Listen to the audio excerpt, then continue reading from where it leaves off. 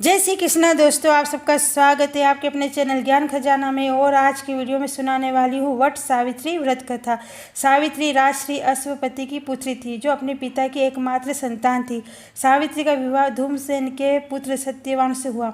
नारद जी ने सावित्री के पिता अश्वपति को बताया कि सत्यवान गुणवान और धर्मात्मा है, लेकिन वह अल्पायु है। विवाह के 1 साल बाद ही उसकी मृत्यु हो जाएगी।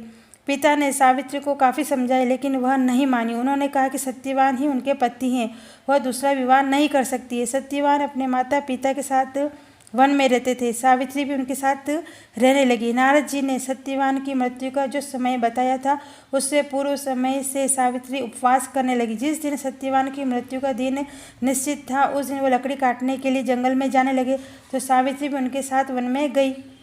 सत्यवान जैसे ही पेड़ पर चढ़ने लगे, वैसे ही उनके सिर में तेज दर्द होने लगा। वह वट वृक्ष के नीचे आकर सावित्री की गोद में सिर रखकर लेट गए। कुछ समय बाद सावित्री ने देखा कि यमराज यमदूतों के साथ सत्यवान के प्राण लेने आए। वे सत्यवान के प्राण को लेकर जाने लगे। उनके पीछे सावित्री भी चलने लगी। कुछ समय बाद यमराज ने देखा कि सावित्री उनके पीछे पीछे चली आ रही, तो उन्होंने सावित्री से कहा कि सत्यवान से तुम्हारा साथ धरती तक ही था, अब तुम वापस लौट जाओ। सावित्री ने कहा कि जहाँ पति जाएंगे वहाँ उनके साथ जाना एक पत्नी का धर्म है। यमराज सावित्री के पतिव्रता धर्म से बहुत प्रसन्न हुए और वर मांगने को कहा। सावित्री ने अपने सास ससुर की आंखों की रोशनी वापस आने का वर मांगा। यमराज ने वह वरदान दे दिया। कुछ समय बाद यमराज ने देखा कि सावित्री अभी भी उनके पीछे चली आ रही है, तो उन्होंने फिर एक वरदान मांगने को कहा। सावित्री अपने ससुर का खोया राजपाट वापस मिलने का वरदान मांगा। यमराज ने वह भी वरदान दे दिया।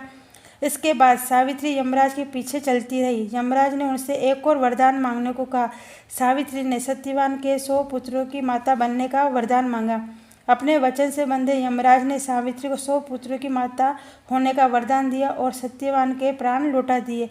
वे वहाँ से अदृश्य हो गए। सावित्री वहाँ से लौटकर वट वृक्ष के पास आ गई। उन्होंने देखा कि सत्यवान पूर्ण जीवित हो गए। उनको यमराज ने जीवन दान दे दिया। सावित्री के व्रत और पतिव्रता धर्म से सत्यवान को दोबारा जीवन मिल गया।